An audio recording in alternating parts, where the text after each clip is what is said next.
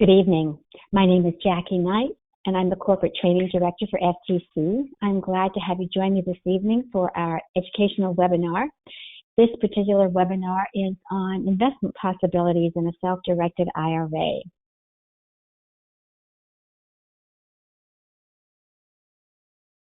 Before I begin, I do need to tell you a bit about FTC. We are a retirement plan administrator, so we do not provide legal, tax, or investment advice for our clients. We don't represent or sell securities or investments of any kind. We are not a registered investment advisor. And, and we don't represent or endorse any particular investment opportunities that might be shared in this presentation. Pardon me. We recommend that you consult with your legal, tax, and investment advisors prior to making any investments. This evening's webinar is going to cover some basic information about self-directed retirement accounts, about the benefits of self-directing and guidelines that must be followed in all retirement account investing. We're going to talk about the retirement account LLC structure that FTC creates for each of its clients and why we do that. And then we're going to discuss some creative investment possibilities that you might want to consider for your retirement account. I will enumerate FTC's services, and then I will open the floor for your questions. So first, to get started, I do want to define what we mean when we use the terminology self-directed retirement plan. And what we mean is that you are working with a company, an entity that permits you to self-direct, that permits you to choose any allowable type of asset, anything that's permitted by law, and that will include things that some would consider non-traditional assets for a retirement account, like real estate. Self-direction also means that you manage your retirement plan's investments. You'll make the decisions that relate to them. And it also means that you have control because you are making those decision choices for your investments in your retirement plan. Now, there are a number of different types of retirement plans. I'm going to enumerate the most common ones. And the first I'll start with are traditional IRAs and Roth IRAs. You may be familiar with that terminology. They are similar in that they have identical annual contribution limits. And those limits for 2023 are $6,500 from your earned income. And if you're 50 years or older, you can add another $1,000 to that, making it $7,500 from your earned income. So the difference between these two plans is that contributions to a traditional IRA are made pre-tax, like most retirement plan contributions. So that means you're not going to pay taxes on the amounts that you put into a traditional IRA in the year that you put those amounts in.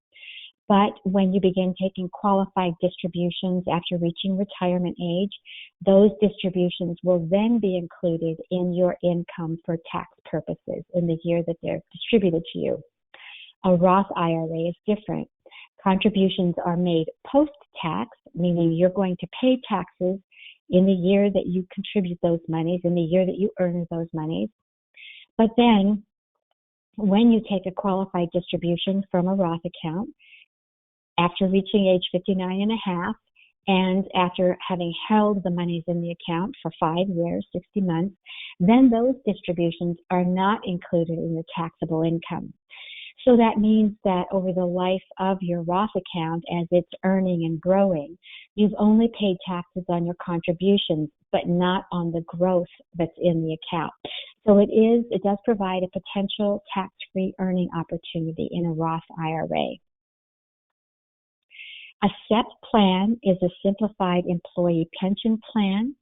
Now, that's a type of plan on a business. It can be a sole proprietor, but it can be a business where you are permitted employee and employer contributions.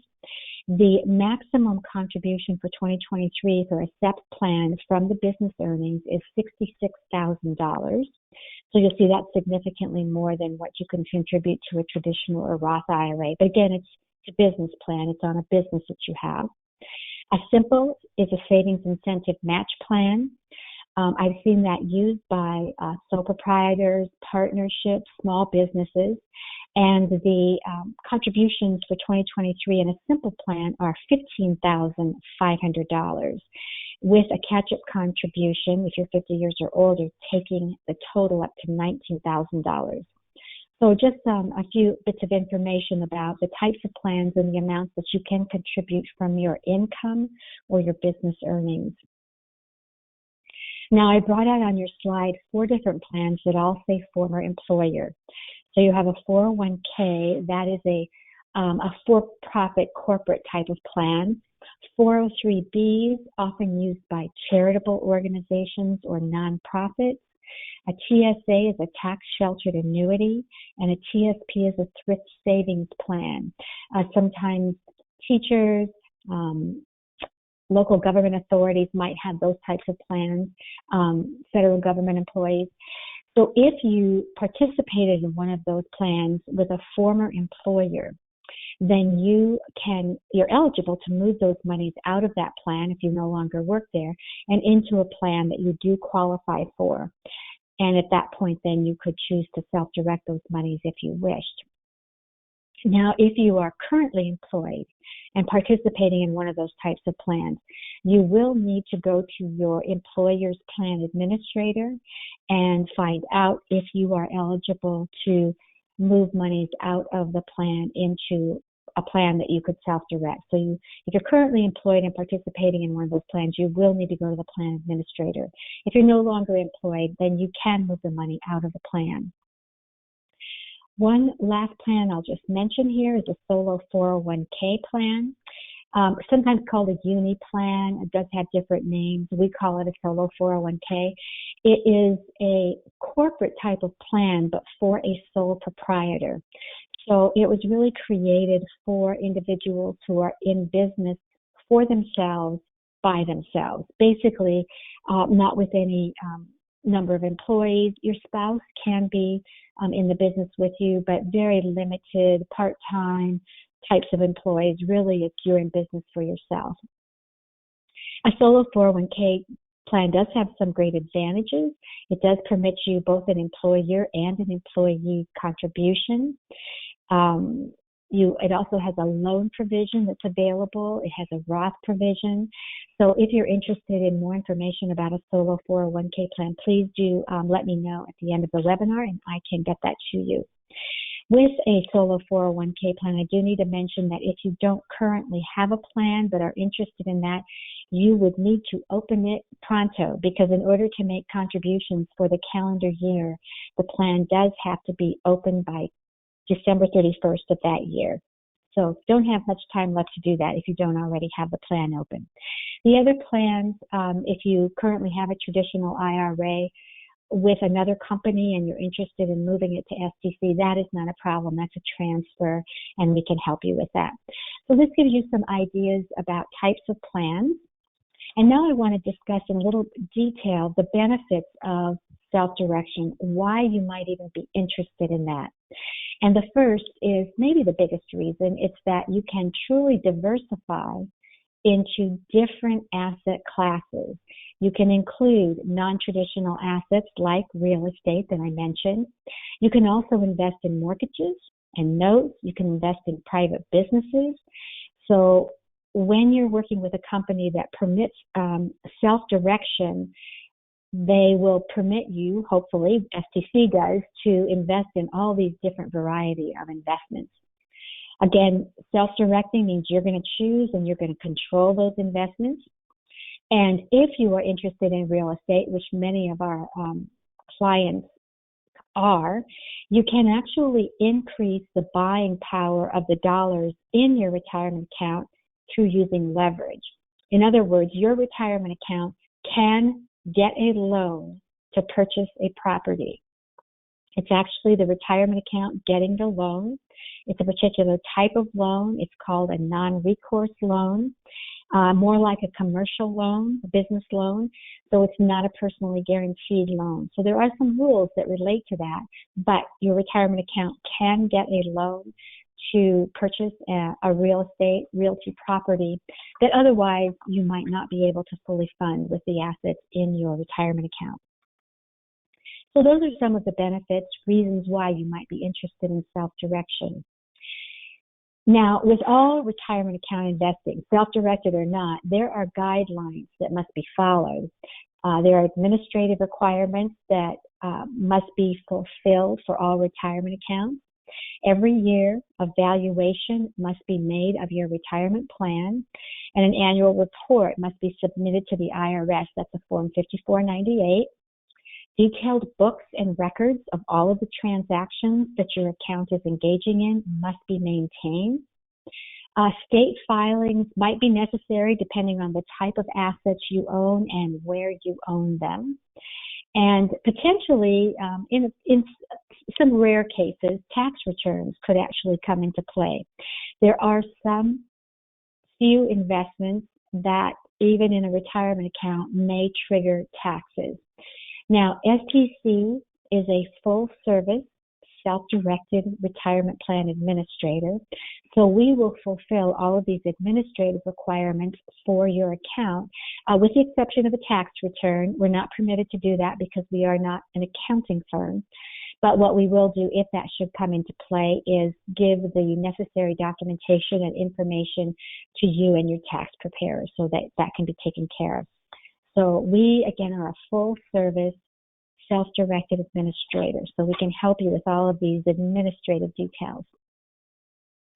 Now, in addition to those administrative guidelines, there also are some prohibitions. There are some assets that you may not own in a retirement account. And the first is a life insurance contract. With an exception, that solo 401k plan that I mentioned, that plan does permit life insurance contract investments, but that is an exception. Also prohibited are collectibles, rugs, works of art, stamps, coins. So when I say coins, I'm actually talking about a coin collection. I am not talking about precious metal coinage. That's different, and that is permitted. We'll talk a little bit more about that. But here we're talking about things that people collect and that do have a value. They cannot be owned by a retirement account. There are also certain transactions that are prohibited, not just assets, but actually types of transactions. So when you are engaging in a transaction in your retirement account, it is for the purpose of benefiting your retirement plan, for growing your future retirement wealth. So the transactions that you engage in do need to be for the benefit of the retirement plan. You cannot personally borrow money from your retirement plan. That is not permitted. You also cannot pledge your retirement plan assets to secure a personal loan. That is prohibited. You also cannot utilize your personal credit or guarantee to obtain a loan for the plan. So that's where, when I mentioned it must be a non-recourse loan, that is because you cannot personally guarantee a loan for your retirement plan. You also can't benefit any disqualified person by a transaction that your retirement plan is engaging in. So let's talk a little bit more about who disqualified persons are so that you can get an understanding of who the parties can be and can't be to a transaction in your retirement account. So first off, you'll see the first disqualified person is you. You and your retirement account are distinct and separate entities. You cannot do a direct transaction with your retirement account. So let me give you an example. Let's say that you personally own a vacation rental property in Myrtle Beach, South Carolina. Your retirement plan cannot purchase it from you. That would violate this disqualified person rule and result in a prohibited transaction. If you are married, this would also include your spouse. If your spouse owns that property, your retirement account cannot purchase it from your spouse. There are also other family members who are disqualified, and those are ascendants, so that's parents, grandparents, great-grandparents, on up the line. Descendants, so that's children, grandchildren, great-grandchildren, on down the line, are also disqualified. However, lateral family members are not disqualified. So lateral family members are people like brothers and sisters, aunts and uncles, nieces and nephews, cousins. They are not ascendants or descendants. They're not in that lineage, so they are lateral family members and they are not disqualified. So just to review that, if your father owned that vacation property, your retirement account could not purchase it from him.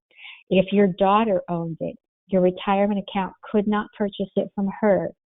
However, if your aunt owns it or your cousin owns it, your retirement account can purchase it from them. So just some interesting things to think about when you're considering who might be party to the transactions you are interested in engaging in. There are also two entities, companies that are disqualified persons. Any company, if you're a majority shareholder. So oftentimes I will have real estate investors in the audience who run a real estate investing business through an S Corp or an LLC. If you are a majority shareholder of a company like that, then your retirement account cannot do a direct transaction with that entity. Also, any company, if you're an officer, director, or a highly compensated employee. So just some things to keep in mind as you are thinking about transactions. Now, let me add something here. For our clients, we don't expect our clients to be experts in the rules. That's our job. This is just to help you begin thinking about who you might be transacting business with in your retirement account. We will help oversee your actual transactions to help ensure that you don't engage in a prohibited transaction. Let's take a couple of minutes and just talk about the benefits of this LLC structure that I mentioned in the table of contents. So for each of our clients, STC creates an LLC for their account that becomes the investing vehicle for their retirement account. Now, the reason that we do that is there are a number of benefits to our clients in their actually transacting the retirement account assets, purchasing, selling. For one thing, it does offer you a great deal of flexibility in structuring complex transactions. You can actually have multiple parties to a transaction. You could be using a loan, so you could have leverage involved. You might have a realty property that is going to have some work done on it, and maybe you have a contract manager who's going to be a party to the transaction. So there can be a lot of different details to manage, and using an LLC structure gives you a lot of flexibility in doing complex transactions. It does additionally offer another layer of asset protection. It is a true limited liability company, although it is not a generic corporate LLC. It is an LLC that whose operating documents are written so that it complies with the rules that relate to retirement accounts. So it is a very specific type of LLC that our accountants and attorneys have created for your account. Now, it does give you checkbook control over your retirement funds, and we know that's really important. Sometimes investment opportunities, good ones, can come and go very quickly, and you need to be able to move on them. So you will have, with this type of a structure, immediate response to your investment opportunities. Now, you'll notice that I have checkbook control in quotes. We don't actually give our clients the checkbooks for their accounts. And we really do that as a form of protection. You could unknowingly engage in a prohibited transaction, and the penalties for doing that can be very severe, up to even forfeiting your retirement account and it all becoming taxable to you. So instead of that, what we do is we review your transactions, and then we, as the co-administrator of your retirement account, we can send the funds to the seller once we see that the documents are proper, that there aren't any disqualified persons. We can review those for you. So we can same day or next business day fund your transaction once we review the documents. So you have, really what you have is protected checkbook control. You have our experts looking over your transactions. Another benefit is that this does simplify asset titling. The assets that you purchase in your retirement account are actually going to be purchased in the name of the LLC. And that will be a name that you'll choose when you set up the account with us. So if you were going to purchase a piece of real estate, you could actually go to closing on behalf of your retirement account, and you can sign the closing documents and then just send copies of those to our office, because you are the investment manager of this LLC. We are the administrative manager. You are the investment manager. So you're making the decisions about investments. So other companies don't always offer that. Sometimes if you're investing in real estate, you must send the closing documents to their corporate office where they have to go through an approval process. But that is not the case with STC. You can actually go to closing for a real estate transaction. This structure also makes it straightforward and simple to pool with other funding sources. So what that means is your retirement account does not have to fully fund an investment. Maybe you have a smaller dollar amount in your retirement account, or you don't want to put all of the funds in your retirement account into a single investment. You can actually partner with others to co-own an investment. So in partnering with others, you have a number of options of who you can partner with. Now I'm going to bring out onto the slide 3 that you might find unusual because of what I just spoke to you about prohibited transactions. You can actually partner your own personal investment money with your retirement account money, with your spouse, with family members who are ascendants and descendants, as long as that partnership happens at the inception of the purchase transaction. And I'll talk a little bit more about that when we look at a slide a little bit later, but this can be done as long as it's done properly. And you can get guidance from our operations department and our client services department how to go about doing that.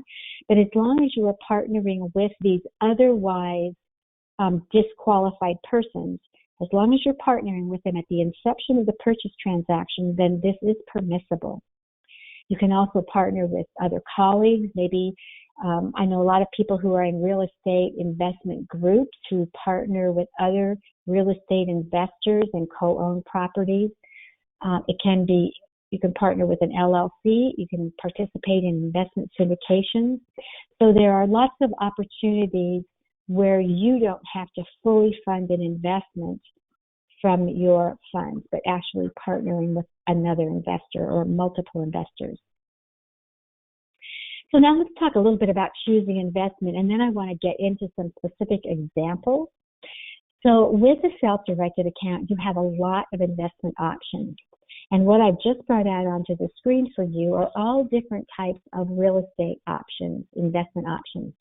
You can invest in single or multifamily homes.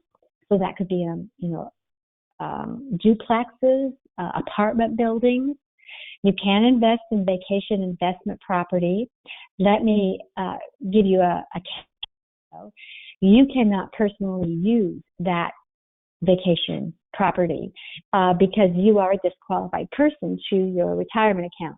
So if your retirement account owns a vacation rental in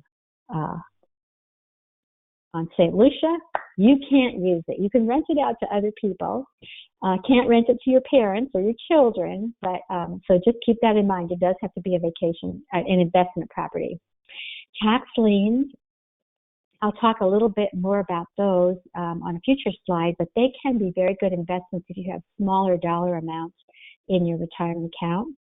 You can invest in raw land, building lots, commercial buildings. That would probably require a group of investors to go in together, and real estate syndications, all different types of real estate investments. Mortgages, loans, you can do those. You can invest in precious metals. You can invest in private and operating businesses. Again, just to mention here, if your retirement account does, you cannot personally work for that investment, that business. So you do have to keep an arm's length distance between you and that business. You can invest in the Forex market, options, futures, and of course, you can always have stocks, bonds, and mutual funds in your retirement account.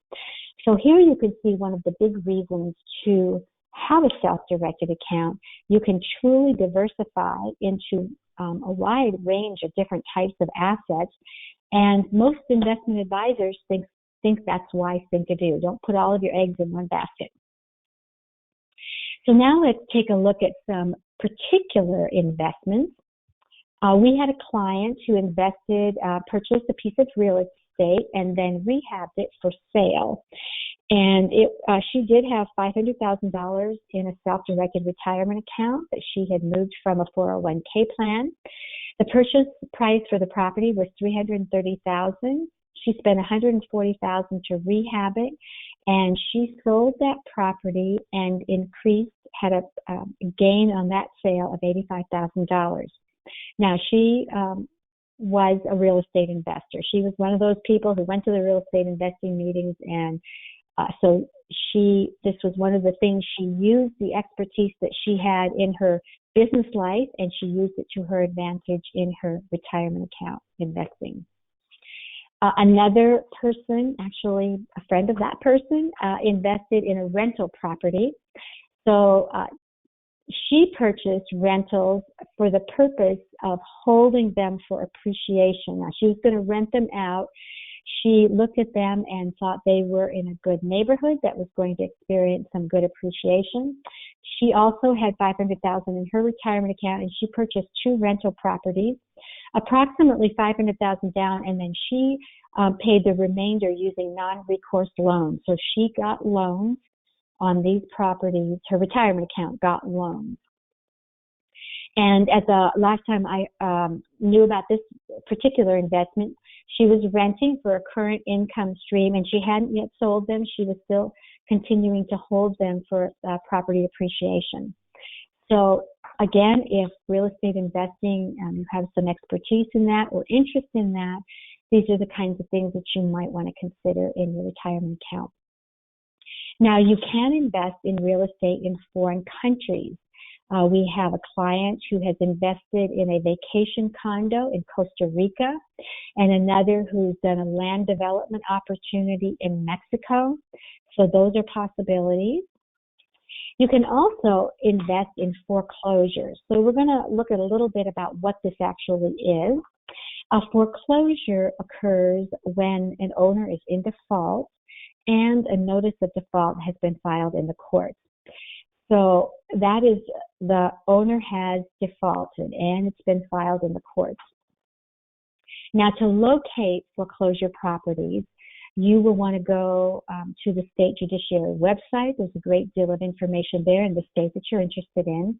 You can also go to the courthouse in the county of the jurisdiction that you're interested in, and ask for the pending litigation of active foreclosures. It's a lis pendens is what it's called, and that will give you the list of foreclosure properties. On the judiciary website, you're going to get names, addresses, amounts owed, so you can start doing some research into properties that you might be interested in. You can also search newspaper ads for auctions. They might be called trustee sales. And you can go actually to directly to auctioneer websites. So if you do some internet searching, you can find those things. The last time I looked for this in the area where I used to live, I've moved, there were very, very many homes in foreclosure. So if you have that interest, you'll need to do the research and look for them, but they are likely out there. Now, if you are interested in foreclosures, there are some things that you will want to consider. You'll want to understand if the state that you're looking at the investment in has foreclosure law. And if it does, and you're not an expert in it, you may want to retain someone who is to assist you. You want to find out if there are any restrictions on purchasers of foreclosure properties. And you may want to get a real estate attorney who's proficient in that type of law. And then you want to understand what is the foreclosure process in this state. And does the property owner have the right of redemption? So these are all important considerations. If you're interested, there are certainly sources where you can get information about this type of investment, and it might be something that you already are familiar with and might be interested in. I want to talk a little bit about tax liens. We definitely have some clients who have participated in this type of investment. What are tax liens? Governments require property taxes to pay for their businesses, building roads, schools, the things that governments do for us. So when a property owner cannot pay their property taxes, then the governing authority can put a lien, does put a lien on that property, and they can sell that lien so that they can get the proceeds so that they continue their business of building roads and schools and libraries and such. So when you are purchasing a tax lien, you are purchasing the right to collect on that delinquent taxpayer's debt. They can generate very high interest rates. I have looked, and Nebraska has pretty high rates. The last I looked was 14%, Arizona 16%, Florida 18%. Maryland, it ranges by county, anywhere from 6 to 24%. Connecticut, 18%. So it's a wide variety. So you can look at different jurisdictions to determine what their interest rates are. A couple of interesting things about tax liens: they are senior liens. So that means if the property has other liens on it, maybe they had hired a contractor to do some work and then they hadn't paid the contractor, so the contractor put a lien on the property, your tax lien is senior to that. So it's a senior lien, and it is also a foreclosable lien. So that means if the taxpayer does not pay back the taxes to you, the tax lien holder, then you have the right to foreclose on the property. Now, I do want to just make a mention, they might be called tax certificates, but they are not tax deed sales. That is where you're actually purchasing the property. So you want to be sure you understand the terminology: tax liens, tax certificates, and then understand the jurisdiction, the interest rates you can earn, and you can make money in two different ways. The primary way being you earn that statutory interest that I just talked about. But you also have potentially the opportunity to take title to the property if the debtor doesn't pay back those taxes to you in the time frame of the lien. Now, in purchasing tax liens, jurisdictions may have different rules, different bidding processes. We know that some use a lottery process, some use a round-robin process, some have statutory bidding requirements. So you will need to contact the county treasurer's office for where you're looking at tax liens and find out what their specific process is. Now, usually they will require proof of funds. So we can prepare a letter, a proof of funds letter for you that we can give to the treasurer's office or whomever needs that, showing how much money you have or are willing to have shown on your letter up to the value of your retirement account. So we can provide a proof of funds letter for your account for these kinds of purchases. And because there are, different ways of doing this, you would talk with our client services department, who would help work out the method for you to go to a tax lien auction and purchase them. We will help you determine how to do that. So purchasing tax liens is a nice potential opportunity for your retirement account. Let's talk just a little bit about precious metals. This has become more popular in recent days, I'm hearing. In 1998, legislation now allows gold, silver, platinum, and palladium bullion, meeting certain fineness standards. And STC accepts certain gold, silver coin, and bullion, platinum coin and bullion. So you can check with us if you are interested in a particular precious metal investment. The process is very straightforward in purchasing a precious metal with STC. You will place the order with the precious metals broker dealer on behalf of your retirement account, your LLC name retirement account. You'll receive an itemized invoice from the broker dealer. You'll fax or email that invoice to our client services department with a request to transfer funds. That's our form that tells us how much money you want to take from your account and what you want to buy with it.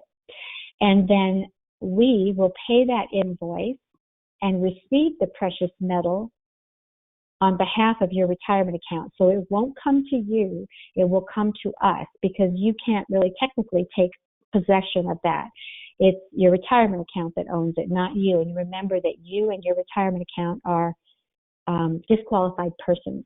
So we will accept receipt of that. Your precious metal investment is stored in a bank safe deposit box, and we offer that secure safekeeping and easy access. No additional storage fees for precious metals. That's included in your management fee. So we can provide easy access for physical delivery of precious metals if that is something you're interested in. Now I want to talk a little bit about privately held businesses. Your retirement account can fund partial or whole ownership of a business. And what your retirement account would be purchasing is a pro rata share of the net income that flows into the retirement account. Now, keep in mind, this is different. Ownership is different than operation. You can't participate in operation. So you can't take a salary from the business. It does have to be a passive investment. And what your retirement account is purchasing is the future stream of cash flows that this business is going to generate. So if you are interested in investing in a privately held business, you'll want to consider, unless this is your area of expertise, consider working with a business broker. They will be able to help you evaluate the risk versus the reward of a particular type of business. You can use leverage to purchase a business in your retirement account. You can use seller financing as long as it's not a disqualified person to your retirement account. You will want to seek competent counsel on potential tax consequences. With a business held in a retirement account, you could trigger UBIT, unrelated business income tax, which is taxable, and also at the time of sale of the business. So you'll want to think about working with a business broker. You can look at business listing websites if you're looking for a business. You will want to determine what is actually included in the sale price. Am I getting furniture, fixtures, equipment? Is there a market rate lease included in where the business is located? Goodwill, intangibles, is there inventory? That might be open to negotiation. So all of those things are something to consider in owning or purchasing a privately held business. Now, again, if you don't have expertise, we would recommend that you work with a business broker in this type of investment. Now, kind of a corollary to that, but a different type of investment altogether, is your retirement account making a loan to a business owner.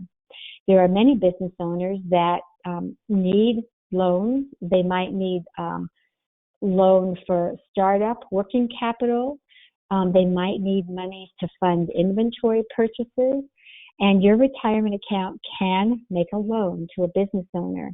You would set the terms of that loan, the length of it, what the percentage interest is. Am I going to get interest, or are you going to give me a percentage of profits from this business?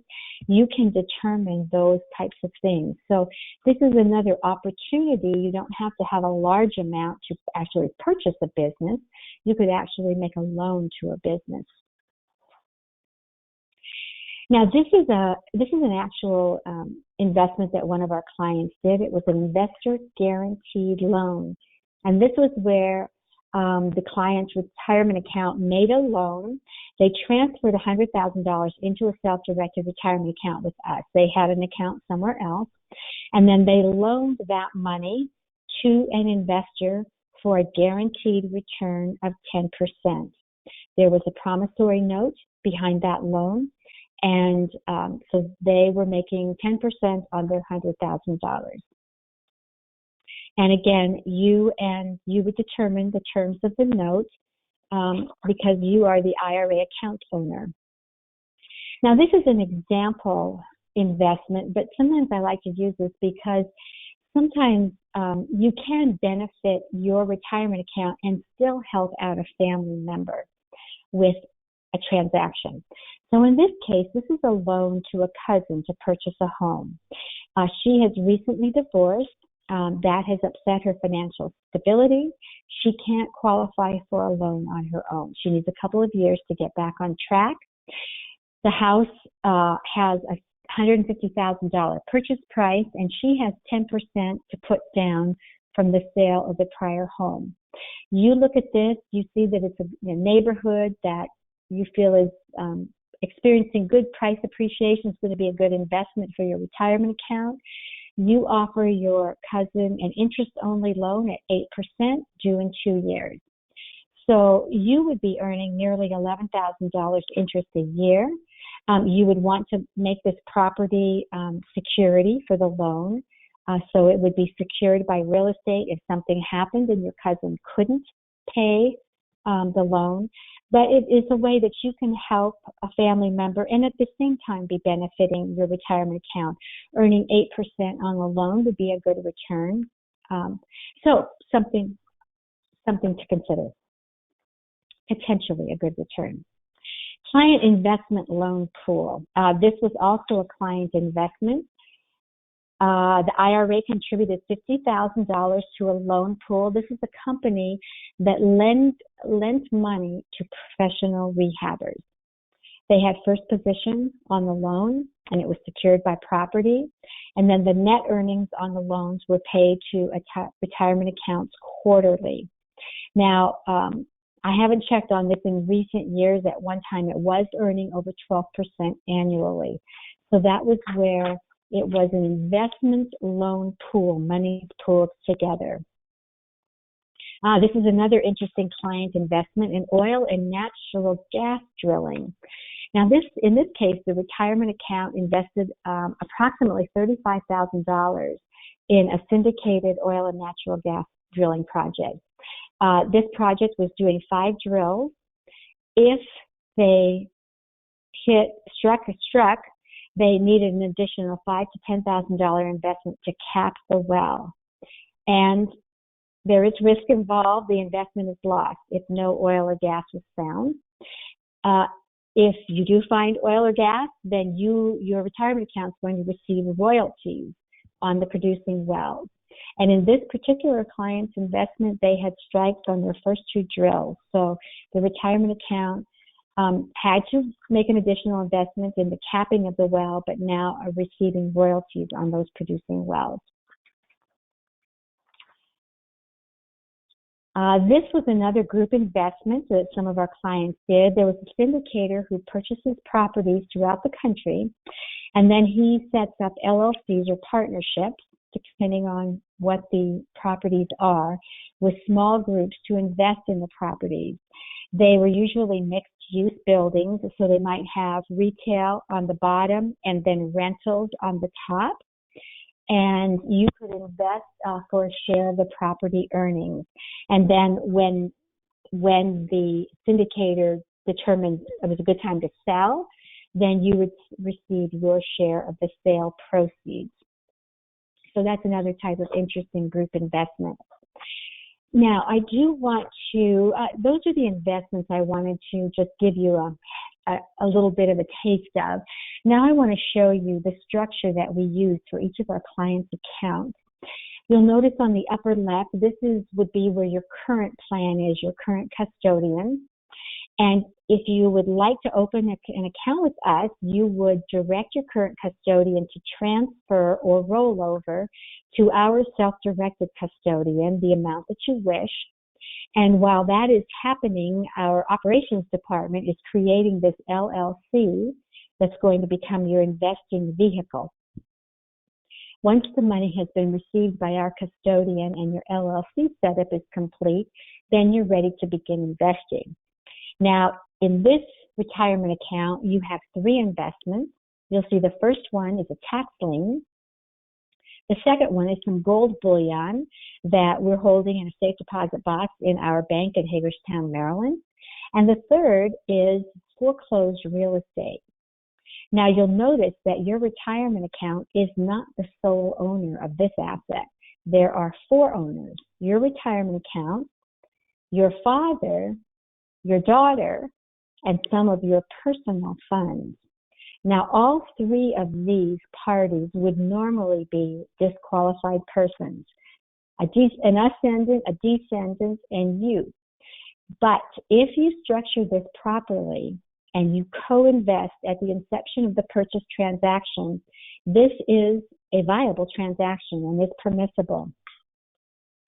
When you partner with otherwise disqualified persons, you do need to keep in mind that all of the expenses of this property will need to be paid in pro rata share by the 4 owners. All of the income is going to be received in pro rata share by the 4 owners. If there's an expense like you need to put on a new roof, and each of you owns 25% of this property, then each of these 4 investors must put in 25% of the cost of the roof. So those are just some things to keep in mind, but we can assist you with this if you are doing a transaction that includes otherwise disqualified persons. So I want to take a moment before I go to a few questions and just describe STC's full service approach. We set up that retirement account LLC structure that I mentioned. We offer that protected checkbook control. We have CPAs and attorneys available to answer your technical questions. We offer unlimited guidance on transaction compliance. So you can call our client services department as much as needed to run by different aspects of your transactions. We'll handle all of that back office administrative support. We'll maintain financial statements for your LLCs with details of transactions, monies in, monies out. We'll supervise the regulatory reporting, and we will oversee that annual valuation. So we really want to provide all of the back office administrative and investment expertise that you need so that you can focus on just finding the best investments for your retirement account. So just a couple of questions. How can we help you? Perhaps you want to open a self-directed account now. We can get the paperwork to you and get that rolling. You may have clients or colleagues who might be interested in self-direction, or you simply need more information. We are happy to get that to you. So our website is listed on the screen, stcira.com. There is a lot of information there. There's actually some information from clients about investments that they've done that might be of interest to you. Our corporate number is on the screen and my email address. So please do get in touch if something comes to mind once we finish up here. Now, I do want to just check and see.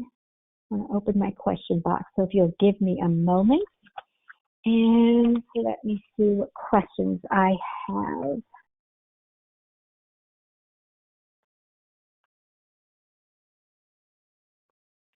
Okay. Can I invest in seed startup investing in my retirement account? I would be investing for an equity stake, partial ownership. Yes, that should be permissible as long as the entity permits retirement account investors, and as long as it doesn't violate any of those prohibited transaction rules. So again, it couldn't be a disqualified person to you in that business or working for that business. You could not work for that business. And depending upon how your IRA earns returns, it could potentially trigger UBIT, unrelated business income tax. So that would be something you would want to discuss with our client services department, but that should be a viable transaction. Okay, how are taxes calculated on assets that are converted to a Roth account? Okay, so this is just to get a little background. If you have monies in a non-Roth account and you would like to convert them to Roth funds, you can do that. And there will be a tax consequence because remember, Roth contributions are made post-tax, whereas other contributions are not. So when you convert to Roth, you're going to have a tax consequence. And this question is, how are they calculated?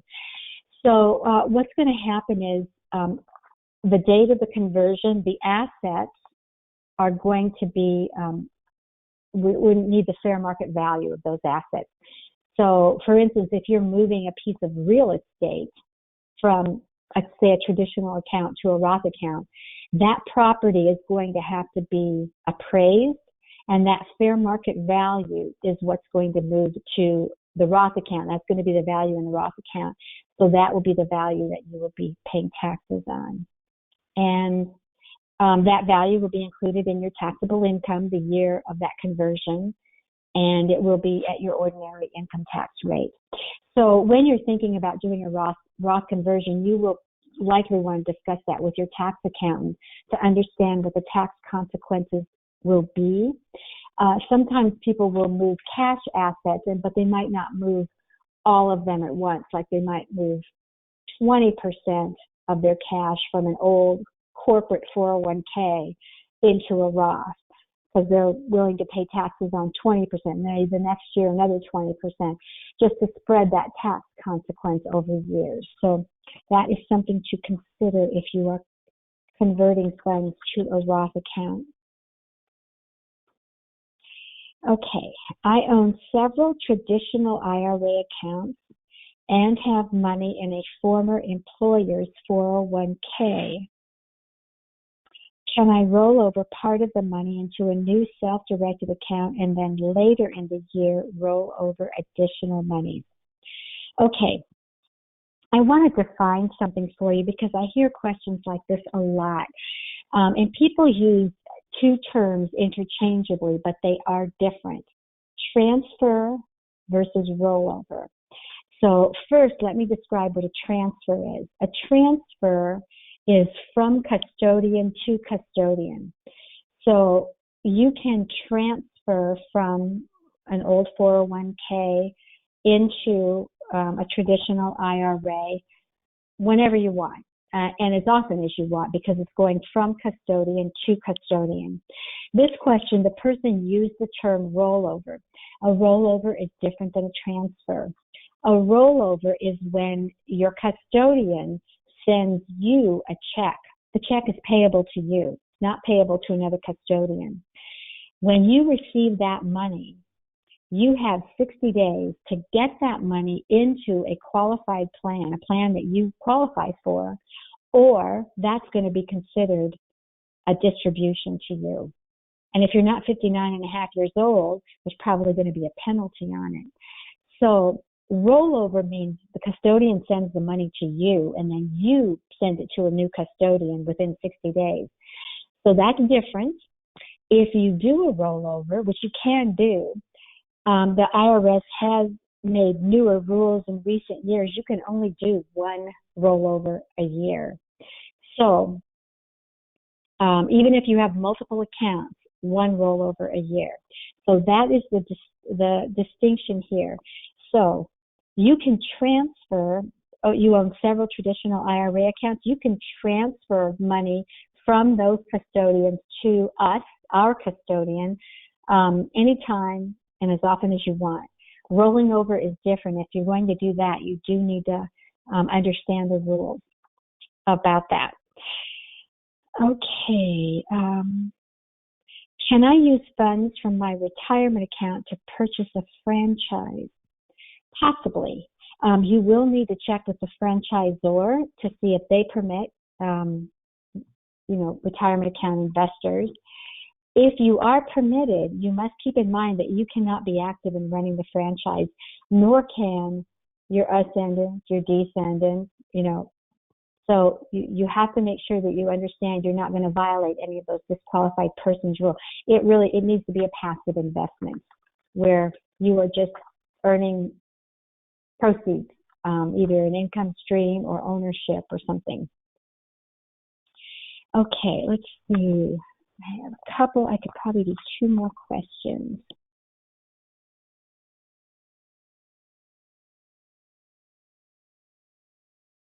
Okay, I've answered this, but I'll just answer it again just to make sure everyone's clear. Can I get a mortgage on a property for my IRA account?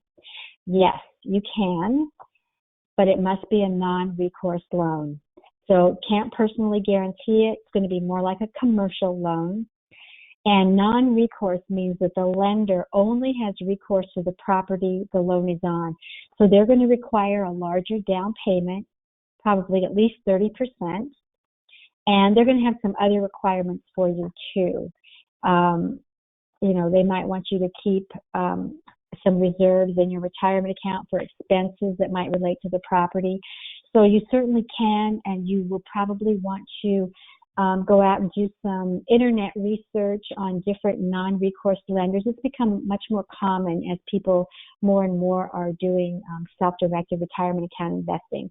But you will want to find out what particular lenders are requiring on the particular type of properties that you're interested in. Well, that's all that I have time for tonight.